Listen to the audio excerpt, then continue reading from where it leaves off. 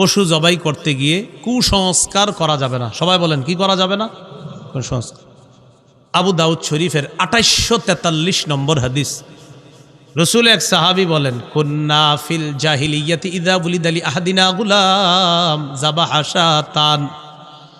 জাহিলি যুগে আমাদের কারো যখন সন্তান হইতো, পশু জবাই করত, করার পর লাতা খরাসাহু বিদামিহা, ওই পশুর রক্ত তার মাথার মধ্যে মাইখা দিত।